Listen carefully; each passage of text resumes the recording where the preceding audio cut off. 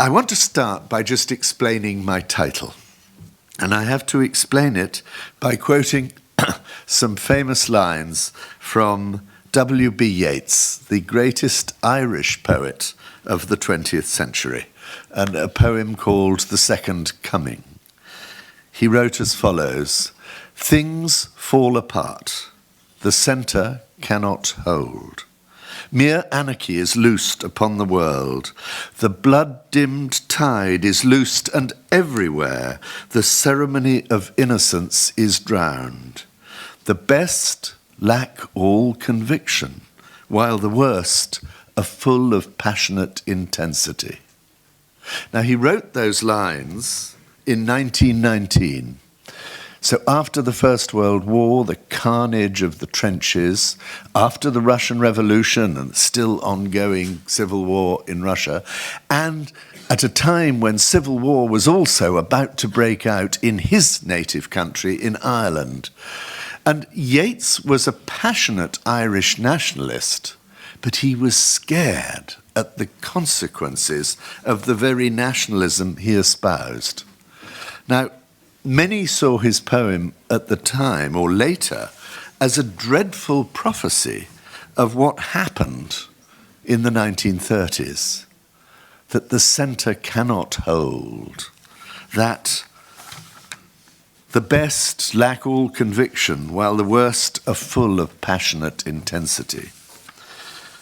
The Great Depression in 1929 led seemingly inexorably to the rise of Nazism and fascism, Franco in Spain, Mussolini in Italy, Hitler in Germany, and to the worst of Stalin's oppression back in the Soviet Union. It unleashed terrible forces that overthrew that brief moment of the 1920s, the Weimar Republic in Germany, a wonderful attempt to have genuine, what I would call liberal democracy in Germany, and it vanished. It vanished partly in a depression, partly in the triumph of ideology. And what I would say is this: those scars of the 1930s are still with us today. In the conflict, for example, between Ukraine and Russia, memories in Ukraine of the terrible famine and their feeling in Ukraine of having been oppressed and exploited by Stalin, and a completely different view in Russia that the moment of triumph was the Great Patriotic War, and the terrible famine in Ukraine was secondary to that. Memories in Spain, where Catalonia still feels the country that was the country and the city of Barcelona, so hammered by Franco in the Spanish Civil War. They tried to rise up, and they were completely beaten into submission. And that memory lingers on today in the attempts of Catalonia to get independence, the mistrust of Madrid. So all of those things still harking back to the history of the 30s. And I suppose what I'm asking today is there a danger? Is there a danger again today that after the Great Depression we had, 2008, the unresolved financial crisis we've talked about already today, the fact that the bankers were seen to have got away with it and the rest of us had to suffer years of austerity, is there actually a danger that this once again will undermine our liberal democracy? Because we're seeing, right across Europe and in America, a real backlash against that essential democratic system that we thought, after the end of the Cold War, we thought was triumphant. Remember Francis Fukuyama, the end of history. Liberal democracy has triumphed, he wrote in 1992. He wrote it too soon, because now it's embattled again. You've come to Britain at this extraordinary moment, and Roderick Braithwaite talked about it earlier in a very calm and balanced way. I feel a little bit less calm and less balanced about the process of Brexit that we see occurring. You're visiting Britain at a moment of profound national trauma. It's a country. This country is more divided today than I can remember it in my lifetime. That referendum of 2016 split the country. Timothy was saying it split the country on education lines, on geographic lines. It split the country between the young, who voted overwhelmingly to remain in the European Union, and the old, people like me, who voted overwhelmingly to leave. It split the country between the cosmopolitan cities. London, Oxford voted 70% to remain in the European Union. Cambridge voted 74%, my university, so it had a slightly higher turnout for the European Union. I live in Islington in London. It's a very mixed area. It's part bourgeois, part good working class. It voted 75% to stay in the European Union. But right across England, in the old declining industrial areas, in those areas that as Roderick was saying, areas that felt left behind, they felt they'd got nothing out of globalization. There was this backlash against Europe because it was seen as somehow the symbol of their being left behind. And for all those reasons, that division has remained. So it's a really difficult debate that you're coming to here, and it was a debate sparked. I think the one thing that I would bring out is that this was a debate sparked by a referendum. And I think Miguel was talking earlier about Spain earlier in the week, where equally a referendum has been a fantastically divisive democratic device, a divisive device, if the interpreter can handle that. Because this idea that somehow you can resolve very complicated and difficult issues with a direct democracy vote, yes or no, is actually crazy, and it resolves nothing, and we remain divided. And that is actually the really negative part of it. So the very system of using a referendum to decide very difficult issues, I think, is a very dangerous form of democracy. But I don't know now it's been introduced how we can escape it. Anyway, we are facing in this country an extraordinary moment of what I would call a national nervous breakdown. Because we have a government and a ruling party, the Conservative Party, which is utterly split. They don't know what sort of Brexit they want. They don't know what future they're negotiating for the country.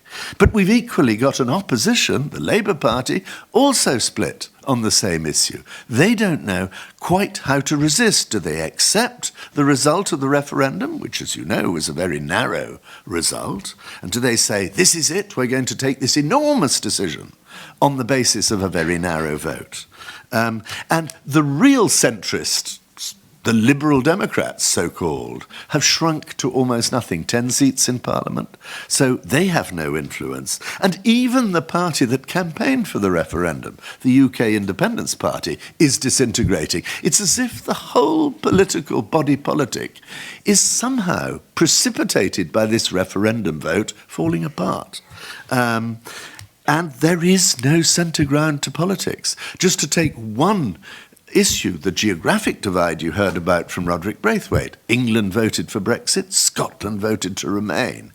Northern Ireland voted to remain. But Northern Ireland is now divided between hardline unionists, the Protestant Unionist, Democratic Unionist Party in Ulster, the DUP, and hardline Irish nationalists, Sinn Féin. The centre ground has vanished in Northern Irish politics too. It's an extraordinary moment. Even that same pattern that I've talked about in Britain you can see in Germany today. the two great centre parties of Germany, the Christian Democrats on the right and the Social Democrats on the left, have just, in the latest general election in Germany, shrunk to the lowest vote that they've seen since 1949, since the founding of the German Federal Republic. Because of the rise of both a hard right party, the Alternative for Germany, and the continued existence of a hard left party, the Linke, the successors to the communists in East Germany, who between them have more than a fifth of the national vote. And so look at poor old Angela Merkel. She is finding it incredibly difficult to negotiate a coalition that can rule the country. And we've now been waiting since the elections at the end of September, and we still have no government in Germany. We probably will only get a government at Easter if we're lucky. So it's an extraordinary moment where the centre is squeezed and the fragmentation is happening. And yet, actually, my message is not that this is a hopeless situation. My message is that this is the time when all of us should stand up for that very process of liberal democracy, and I will define it in a second, of liberal democracy, and reject the idea that the extremes of populist nationalism actually should now become the norm in our politics. Whether it's, and this populism is different in every country, whether it's the populist nationalism that has a majority, both in Poland and in Hungary, or has a significant minority, as in France with Madame Le Pen, 33% of the vote in the presidential election. Where is that populism going to? It challenges the very essence of our liberal democracy. We're not on the brink of the 1930s, I'm convinced, because we did learn the lesson of that time. In the first way, we learnt the lesson by making sure that the collapse of 2008 did not immediately result in mass unemployment and the sort of terrible scenes that one saw across Europe in the 1930s. But also because I think we have built institutions that are strong and will survive. It's the same in America, where the institutions of American democracy, in spite of the election of Donald Trump, seem to be working even with difficulty. And in all of that, the media, you all, me and my colleagues, have a fantastically important role to play, because democracy is a very complicated system, and it's a complicated system that depends enormously both on a free press and on an independent judiciary, on all the checks and balances of democracy. And it's so easy just for people, you had a discussion earlier about the expression illiberal democracy, or indeed in Russia you had managed democracy, didn't you?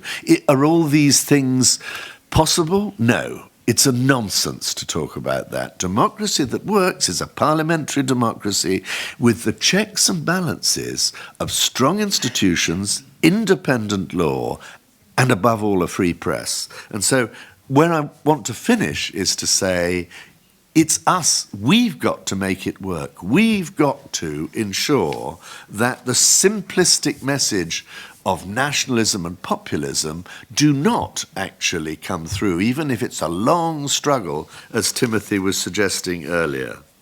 The media has a vital role to play, not just in holding power to account, but to counter corruption too. Let us for a moment look at what's happening in Hungary. Hungary is a very challenging case at the moment for the European Union. Here is a majority elected government headed by Viktor Orban, who has transformed from being, at the start of his political career, a liberal democrat, to being now a semi-authoritarian nationalist. He's undermining the free press, he's undermining the courts, he's challenging the universities in the system. And what that has allowed to grow up is corruption. You know all about corruption in Russia, but there's corruption growing today in all those places where democracy is not strong. Big corruption. There is, I remember talking to the former head of the intelligence service in Ukraine, who said, but it is perfectly clear the danger to Ukraine as an independent country is far greater from corruption than it is from the separatists in eastern Ukraine. That is the greatest danger. And it's up to us to challenge that, a combination of a free press and an independent judiciary. And that's precisely what both Viktor Orban in Hungary and the Kaczynski in Poland and the PIS are challenging by undermining the independence of the judiciary and, in a way, constraining the freedom of the press.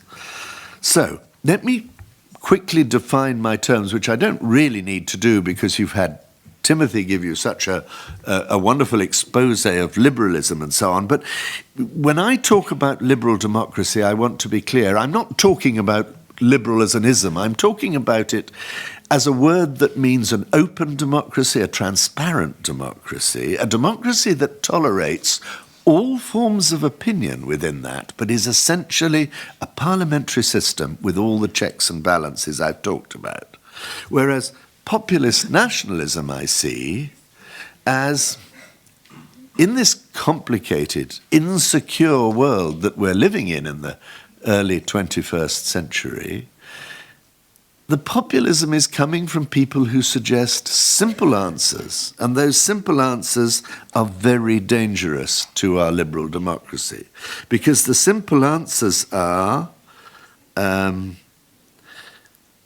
it's the foreigner's fault. It's the migrants' fault. It's the fault of the elites. It's black and white. And we, the populists, have a monopoly of moral rectitude in challenging those elites. You can see that sort of populist rhetoric and that populist nationalist rhetoric in Russia today. You can see it in the Czech Republic with Andrej Babiš and the elections we have on Sunday, where Miloš Zeman is coming up for re-election. It may be that he will be defeated by a pro-European liberal democrat, and that would be a very good day for liberal democracy and hopefully a defeat for a populist agenda. It's a trend towards dangerously simplistic politicians who blame the other, who blame somebody else. It's not your fault that you're suffering, it's the other's fault. And the danger is really that in building up a nationalist rhetoric, we're going against all the openness that we've sought to build through right across Europe, in America too, since 1945. That open, stable, and I think on the whole very successful system that Francis Fukuyama thought had triumphed in 1992. In the UK, that vote on Brexit and the European Union was a rejection of the London elite. It was a rejection of a city like Oxford with its metropolitan character and its outward-looking world. It was a rejection, too, clearly, of the bankers and the investors, the finance houses of the City of London, who'd caused, they saw, quite rightly criticised, for causing the financial crash of 2008. And yet the irony of this whole situation is that in challenging the elite, whether it's in Britain or in France or in America, the populists are actually elitists too. I mean, what is Donald Trump but a fantastically wealthy businessman? Or what is Silvio Berlusconi in Italy but a fantastically wealthy businessman? These are elite too. And yet somehow, by simplifying the message, they get across the idea that they're the anti-elite people who will deliver. There's a wonderful expression in Ireland, which is the home country of my wife, for a rogue, a bit of a cheat, a corrupt politician. They call them cute whores. He's a cute whore.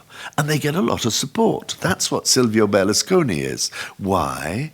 Because he gets away with it. So that's like Andrej Babiš in the Czech Republic, a very successful businessman coming through. It may be like Poroshenko in Ukraine. The idea that wealthy businessmen suddenly are going to be the best politicians, and it's certainly true with Donald Trump.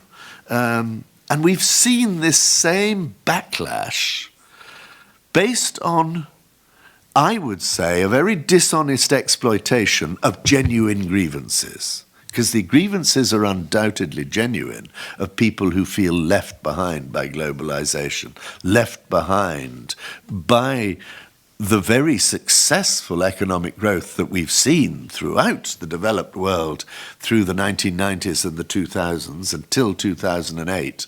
But it didn't get through to people, and there's the growth of inequality and the fact that they're exposed. But the fact that they're exposed to globalization. Now, what I want to do is ask why that populism has grown, just have a look at the causes of insecurity, and then I want to come back, if you like, to the role of the media in all this world where democracy is under challenge from dishonest and simplified political messages. What's our role in all of that? In looking at the causes of insecurity, I'm going to go over very much the things that Roderick Lyne was talking about, because I see this as very much the same world. He challenged you to see many of these trends as the challenges you face ahead. But if we begin at the beginning, let's go back to the beginning of my journalistic career. Go back 40 years, 4 decades. And what have we seen? Fantastic technological change, you talked about that earlier, demographic change as well, economic change, this shift in economic power from west to east, from America to China, social change, an explosion actually of, if you like, social liberalism, because part of the Brexit backlash, or the backlash in France to Le Pen, is a rejection of that social liberalism of gay marriage, or, if you like, what many people see as undermining their traditional family values. And we've seen it in Hungary, we've seen it in Poland, that the populists say your old world order is under threat here.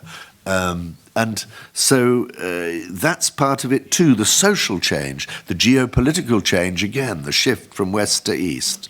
They're all causes of profound insecurity. Let me just run through them quickly because we talked about them with Roderick earlier. But the advent of the internet, which I see as profound and destabilizing a shock to social and economic order as the printing press was in the 15th century. Remember what the printing press did at that extraordinary moment. It actually allowed Martin Luther to distribute his criticism of the Catholic Church right across Europe. It caused and enabled the Reformation. And eventually it caused not just the social upheaval, but actually the 30 Years' War, which laid waste to the whole of Central Europe. A devastating moment of political change. I think the internet could be as destabilizing as that moment in today's age. Because it's caused such an incredible explosion of information, both good and bad. It has caused a degree of popular democracy where everybody has access to information, but no longer has a way of telling what's good information and what's bad information. You've debated fake news here this week. How do ordinary readers or viewers or listeners tell, with this overflow of information that they're getting off the internet, what is information they can trust? It's a mass democracy, but we don't know how to handle it.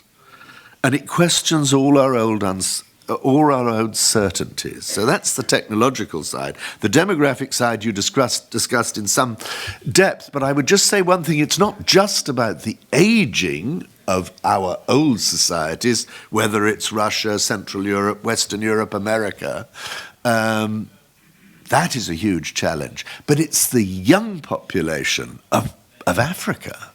And this is driving these global migration flows. The desire of the poor and dispossessed, young, energetic people to desperately try to come to Europe, to cross the Mediterranean, the Mexicans to come into America or from Latin America into North America.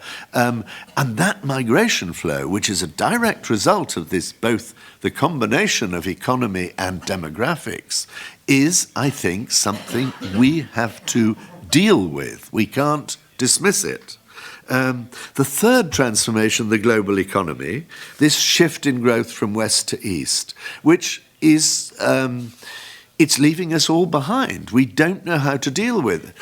The Brexit Brits want to say, we're going to have a wonderful free trade deal with the Chinese. If we had a free trade deal with China tomorrow, we would have no more manufacturing industry in Britain. It would vanish. We are really threatened by this shift in economic power. So all of that challenges the acceptance of a sort of Western dominance of the economy. And all these things are facets of globalization, of the opening of borders that we've seen, of far easier travel and access around the world.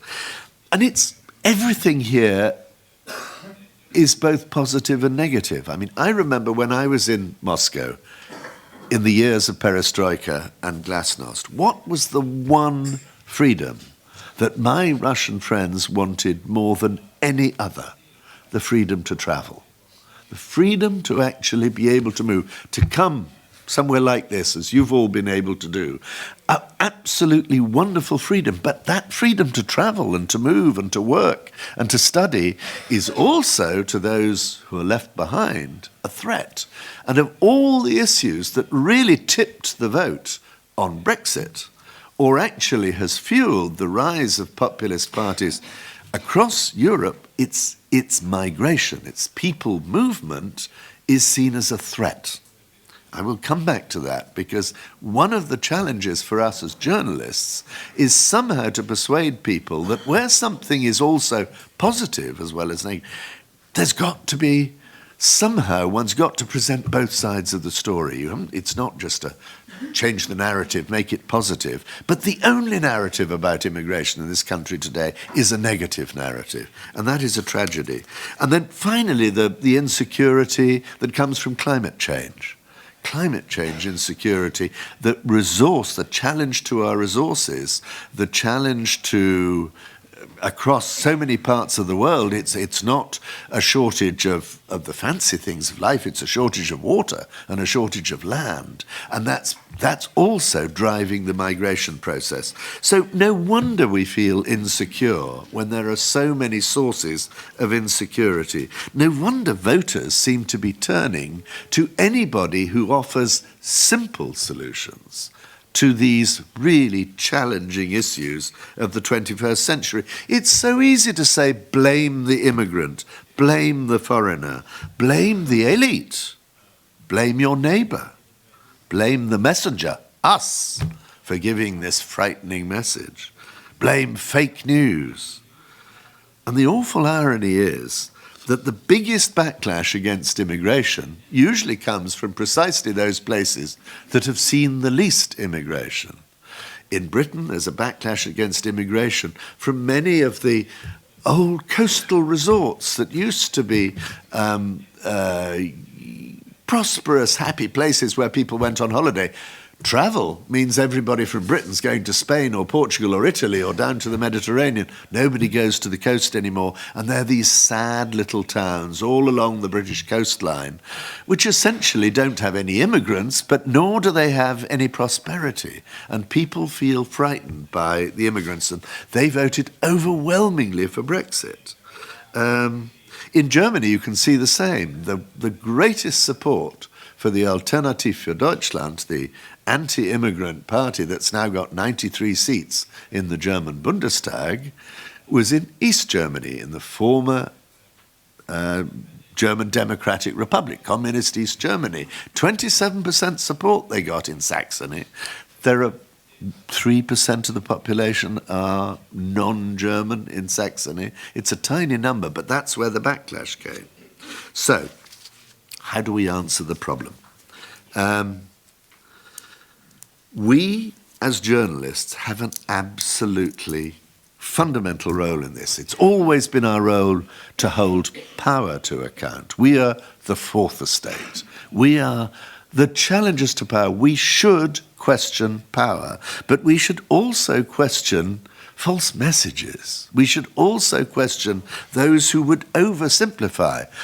It's very difficult because we're also trying to simplify the story in a way, but we must hold to account those people who try to say, it's all the fault of the other, it's not our fault. And the trouble is, I think, we journalists are on both sides of the problem.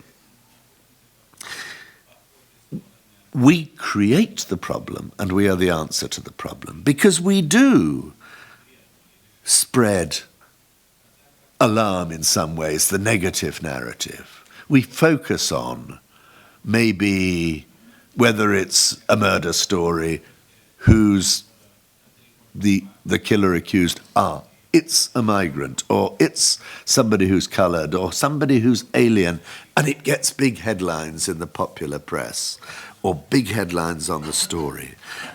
So we're part of the problem, but we must be part of the solution, because we've got to try and increase understanding of the other, increase understanding of the foreigner, explain what is driving these migration flows, explain that in all our countries, in Europe today, we face a real shortage of labour. It's what Roderick Lyne was talking about. There's a shortage of skilled labour in most of our countries. Not necessarily, I mean, there's flows within the continent, so you've got Bulgarian, Romanian workers leaving their countries to their own loss and coming to Germany, to France, to Britain, wherever it may be. But it's equally, we need migration to actually tackle the problem of ageing that we have in our countries. But if we allow the debate on migration to be nothing but negative, it will actually mean that we will, to use a very English expression, cut off our nose to spite our face. We will, or shoot ourselves in the foot. It's something that we need and we're going to have. I'm a very old-fashioned sort of journalist. And what I've spent my whole life trying to do, for most of my life, was what we used to call a foreign correspondent. I was not here in Britain. I was in Africa for 8 years. I then reported from Brussels about the European Union in the 1980s. Then I went to Moscow just for the 3 years, 1988 to 1991. I did a deal with my wife. I said, we'll do 3 years in Moscow because I know it's going to be tough for you, but because she had very small children, there wasn't any food in the shops, we were constantly sort of scrambling around to try and get what we could, and the embassies weren't very friendly in letting us have any of their food supplies. Then I went to Germany, and then I came back to London in the mid-1990s, but most of my career was spent doing one thing, of trying to explain foreign countries to my own country, trying to explain how other countries ticked, how they operated, how their politics were, their economics, and how our relations were with them. The great joy for me was working for a newspaper like the Financial Times, because it wasn't just explaining to the Brits what it was like, but the FT, as you may know, has this fantastic global circulation. So I was actually writing for the Japanese and for the Americans and for people all over the world. And so I had a fantastic global audience. But the real heart of my job was trying to understand what made people tick, trying to understand how the system worked, and trying to tell a story that people would read. And in a way, this whole rise of an anti-immigration culture, and in Britain, this backlash against Europe, really says that I failed to do my job right but I still believe that the job I set out to do was the one that was the right one to do. I listened to a bit of your debate last night about the oath of journalism that you might take for yourselves, or codes of conduct and so on. And I found it wonderful to listen to, actually, and I was really in agreement with most of what was said round here. I wasn't always in agreement with Leon, who I think was really trying to provoke you further. But let me try and answer the same questions in a way from my perspective. Several of you said, truth should be at the heart of what we do, trying to be honest and factual and accurate, unbiased and objective. Well, what I would say is this: what we're dedicated to is the search for truth. There is no absolute truth. As a journalist, at any moment, you cannot be 100% sure you've got the whole story. When I was in Brussels, I was covering this strange animal called the European Union, or at the time the European Community. So at the time it was 12 and then it was 15 countries, all negotiating with each other. And I used to see trying to create a story or trying to find out what was happening was a bit like trying to make a jigsaw puzzle. You got one piece and it was blue and you thought it was the sky. And it wasn't until you talked to 3 more people and got 3 more pieces that you realised actually it was the sea. And the picture was completely upside down, and then you started to build up the picture. And journalism was a bit like making a jigsaw puzzle.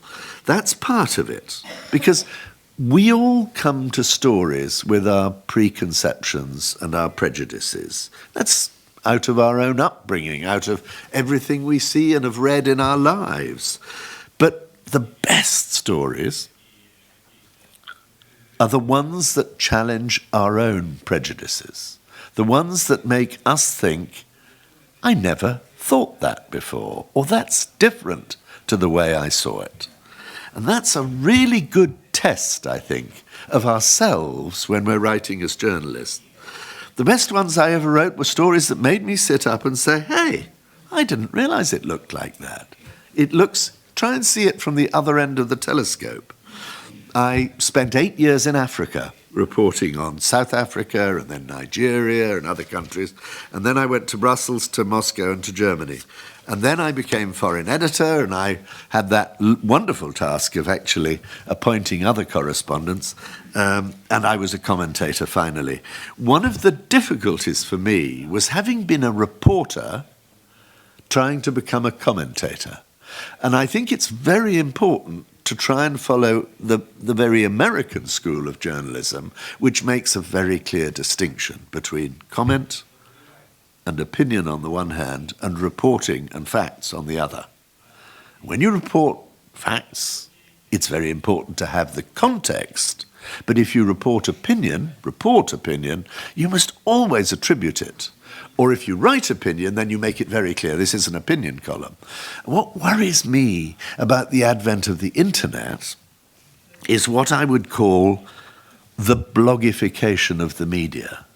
That actually writing a blog blurs fact and opinion in a way. It fits on social media. There's a lot of I in there. And that's huge on social media. That, to me, is not my old-fashioned sort of journalism. My old-fashioned journalism would make fact one side and opinion the other. And American newspapers are very clear in that distinction. They have their opinion pages and they have their fact pages. Look at the Wall Street Journal, which has very right-wing opinion pages, but very good and well-reported factual pages on different pages of the newspaper. Now, the other thing I would say about a journalist, and I was listening to, you being put, what is it about you as a journalist, why you must be truthful, you must be accurate, you must try to be objective. But hang on, that leaves out a whole other part of journalism, which is, as an individual journalist, you're working for a news desk or you're working for an organisation that says, we'll run the story or we won't run the story. Are we interested in the story? Are we not interested in the story? And that's a challenge too, and I would love to hear from you some of the battles you may have at getting stories published or actually getting through the system. It's a very... In an open system, it's a good balance. It's a good balance between somebody who says, that's a good story and that's not a good story. But in a closed and controlling system, where somebody says, that's politically unsafe, we won't run the story, it's a very dangerous system. What makes a good story then? What actually is? I come back to what I was saying before. It's something that makes us sit up and think, I didn't realize that. That's new, that's different, that's interesting. I see two forms of journalism today, and one I regard as very dangerous, and unfortunately it's very profitable, and the other is much less profitable but much more important. The first I would call pandering to prejudice. It's the sort of media that tells people what they want to know. That the threat to them is the foreigner, the other, the outsider, or the elite. And we have some very successful newspapers in this country that do exactly that. The Daily Mail and the Murdoch group of newspapers, The Sun in particular, essentially tell their readers what they want to know. And that I call pandering to prejudice. To me, that's not journalism. It's a rather dangerous form of entertainment. The real journalism is a journalism that actually challenges readers to say, the world isn't as I expected. I don't know, it might be to say, don't lose sight of the fact that Donald Trump is having a very good effect on the American economy, even if he may be an appalling man. Actually, the American economy is growing rather well under Donald Trump. You shouldn't write him all off. Something like that that makes you say, look, there are two sides to the story.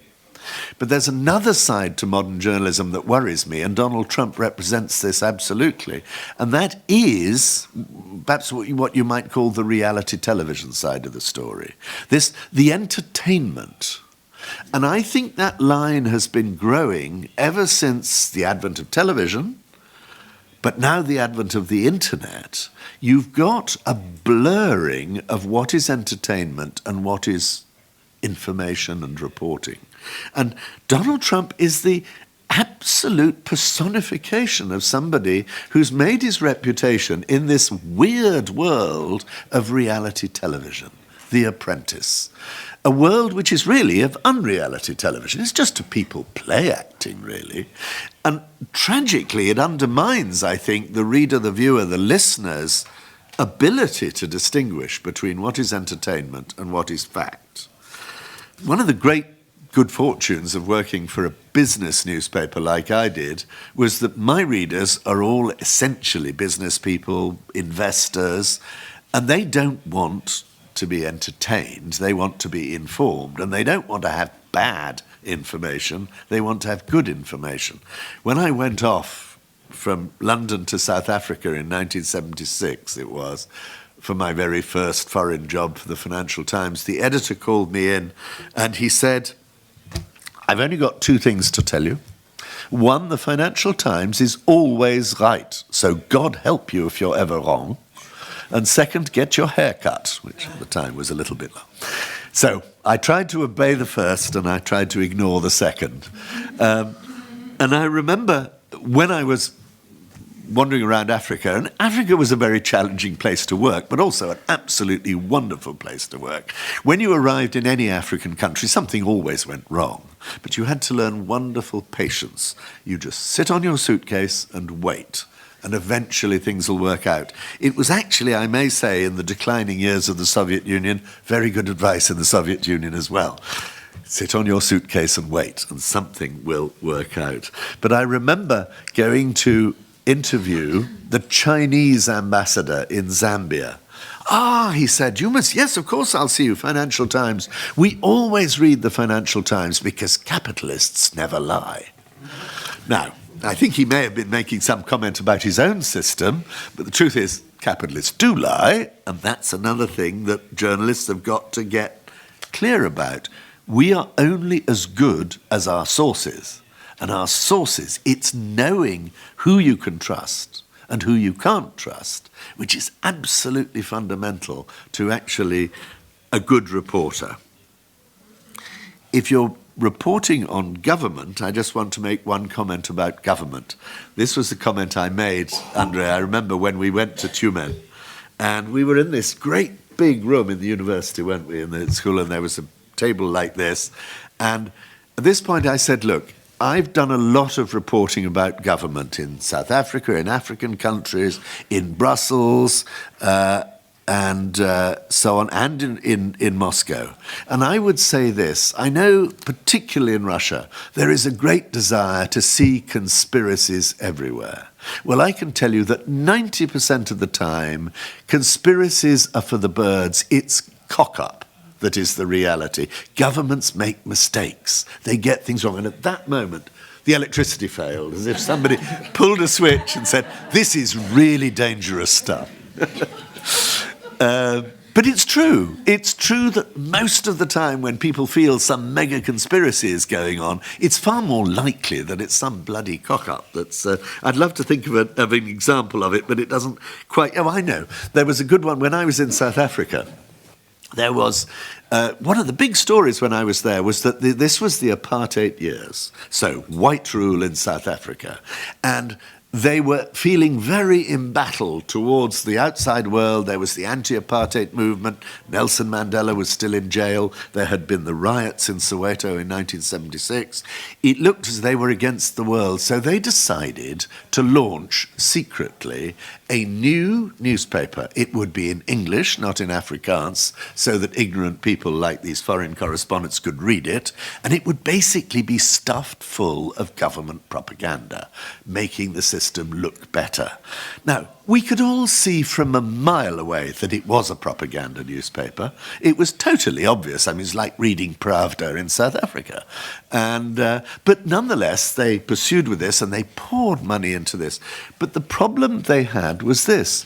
Because they had to disguise how government money was actually financing apparently private newspaper, they laundered the money through all sorts of bank accounts, and guess what? The Minister of Information and his chief civil servant decided that, oh, well, 20% might go into their personal bank accounts on the way. So what happened in the end was what was supposed to be a fantastic conspiracy to have this propaganda newspaper turned into a total disaster for the government.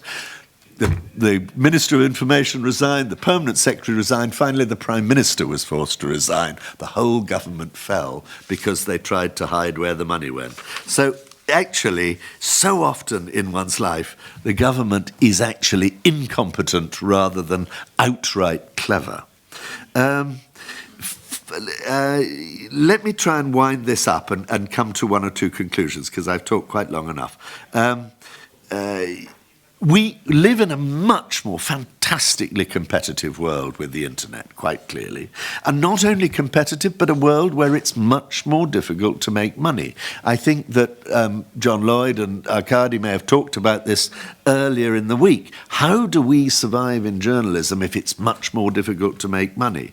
Because you can't be outspoken, you can't be objective, and you certainly can't finance wonderful investigative reporting unless you've got some sort of money to get that you're going to keep you going. It's no good. There's a wonderful expression, I'm poor but pure. Well, it's not easy to be poor but pure as a journalist. It's a good slogan, but it's not very helpful. And that is obviously a huge challenge for us in the media today, is not only to be pure, but also somehow to make money out of the system so that we can pay the wages and pay the expenses of sending journalists to odd and weird places, and then probably defending ourselves in the courts when we get sued. Let me wrap up by saying this. I feel very humble talking to an audience of journalists and media people from countries like Russia, former Soviet Union, whether it's Ukraine or Belarus or Armenia, anywhere, who are having a constant battle, I'm sure, to be the sort of independent journalist that I believe we should try to be. And I've had an incredibly easy life as a journalist, for God's sake. I worked for a wonderful newspaper. If you landed in a country in Africa and said, I'm from the Financial Times, you could be pretty certain that within a week you'd see the Prime Minister, Finance Minister, the central bank governor, everybody. It was easy. But even if my life was easy, let me go back to what I said at the start. I worry that I have actually failed. I've failed in my self-appointed mission of explaining the world to my home country and to others, of making people understand what makes the world tick, making people understand why things happen as well as what happened, when it happened, and so on. I saw Leon put up a chart last night, is a journalist a magnifying glass, a prism, or a window? And I've always used similar images to describe a journalist. I think we're all of those things. We're a bit of each. I think too much magnifying glass, no, particularly if it means exaggerating what you're talking about. A prism, if it focuses the light on something you want to tell, or a window. But at the end of the day, our judgment is absolutely critical as to whether we believe the story is an honest story, a true story, and an objective story. I think that you had a bit of a debate last night about objectivity and balance. And I think it's absolutely important that you try to be as objective as possible and reflect the different views and the different sides to a story, particularly if people disagree on what the real story is. But you can also be almost too balanced. This happened, I think, very much during our referendum campaign on Brexit, when the reporting on the BBC, the wonderful organisation, the BBC, and it has a tremendous reputation worldwide, but they were so desperate to be balanced during the referendum that they always had to have two people, one from either side, arguing with each other. And actually they never had anybody else on to say, actually it's not like that, it's not like what either of them are saying, this is how it works. Because one of the problems about the British in Europe, go back to Roderick Braithwaite, is that we've never understood the European Union. The European Union is not just a trading organisation. The European Union is a peace project. The European Union is fundamentally about never having a war again in Europe. We learnt our lesson in the 20th century. 2 absolutely terrible wars, and the answer of Europe was to build a peace project. But the Brits never understood that. They didn't, because we were never occupied. We were never defeated. And so we couldn't quite see why it mattered to us. So the Brits always saw Europe as just basically a market story, a story about how much money we pay in, how much money we get out.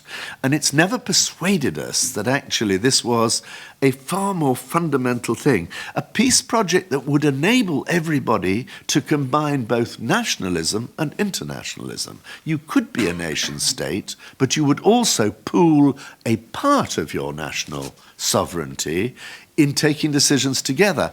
And go back to all those things I talked about causing insecurity, climate change, globalization, the regulating the internet. All these things need multinational regulation. If we all go back into being little nationalists, we will never solve the problems of the 21st century. And that's what really worries me as a Brit about the decision we've taken in Britain to walk away from the European Union. I regard it as completely insane, and I pray desperately that it will be reversed. So what I want to do, and sorry, I've talked too long, but in talking together, I'd both like you to challenge me on what I've told you about the sort of journalism I believe we should aspire to, but also tell me your experiences and how difficult it is, maybe, to be this rather mythical thing of a truthful, objective journalist in the sort of circumstances you live in. So let me stop there and let's have a discussion.